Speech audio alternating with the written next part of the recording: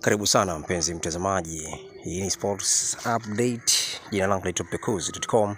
Kazi yangu ni moja, kukusogeza habari popote pale ulipo Tanzania na hata kwa nje ya mipaka ya Tanzania. Kuelekea mchezo wa klabu bingwa barani Afrika, mchezo wa Simba dhidi ya Al Ahly, mchezo ambao unaenda kuanza ama kuchezwa siku ya tarehe 29 ya mwezi wa 3 mwaka 2024. Kocha Abdelhaki Benshika ameweza kutoa tangazo rasmi kuelekea mchezo huo na michezo mingine ijayo. Kocha Benshika amesema kwamba angependa kubadilisha baadhi ya nafasi kwa wachezaji kulingana na majukumu ambayo yeye mwenye binafsi aliyoweza kuyaweka kwa wachezaji hao.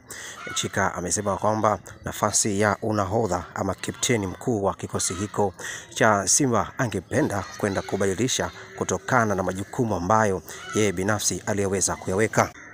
Kocha Benshika amesema kwamba kuanzia hivi sasa na michezo mingine itakayoendelea kuchezwa katika michezo mbalimbali, michezo ya ligi kuu Tanzania bara na michezo ya klabu bingwa barani Afrika, amesema kwamba nahodha mkuu wa kikosi kwa hivi sasa ni Inonga Banka na kapteni msaidizi ni Mohamed Hussein Shabalala.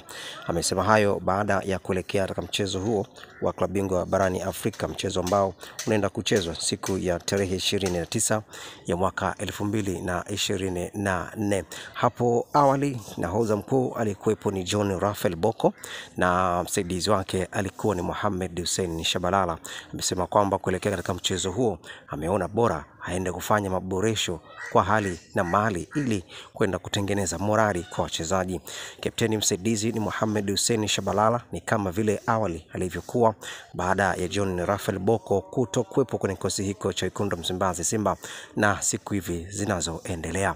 Kocha Benshika amesema kwamba kwa sasa inatosha kwenda kumwamini Inonga Banka kuwa kama nahodha mkuu wa kwenda kuongoza jahazi hili paka pale ambapo itakapofikiwa ama kuchagua kapteni mwingine mkuu. Ila kwa hivi sasa na kuanza mchezo wa tarehe 29 ya mwaka 2024 kati ya Wekundu Msimbazi Simba pamoja na Al Ahly, amesema hayo nahodha mkuu ambaye atakuwa nahodha ambaye wakwenda kuiongoza klabu ya Simba mpaka pale msimu utakapo malizika.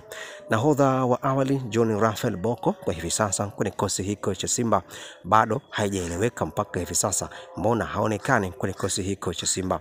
Taarifa za awali zinasema kwamba nahodha aliyekuwa wa zamani John Raphael Bocco ameshaachana na klabu hiyo Simba. Uongozi wa klabu ya Simba umechukua maamuzi ya kwenda kumsomesha kuwa kama kocha wa timu ya vijana. Taarifa za ndani zikieleza kuhusiana na kuondoka kwa John Raphael Bocco, lakini si kuondoka kwa ubaya, bali ni uongozi wa Simba ulichukua maamuzi hayo ya kwenda kumsomesha John Raphael Bocco kuja kuongoza kikosi hiko cha timu ya vijana.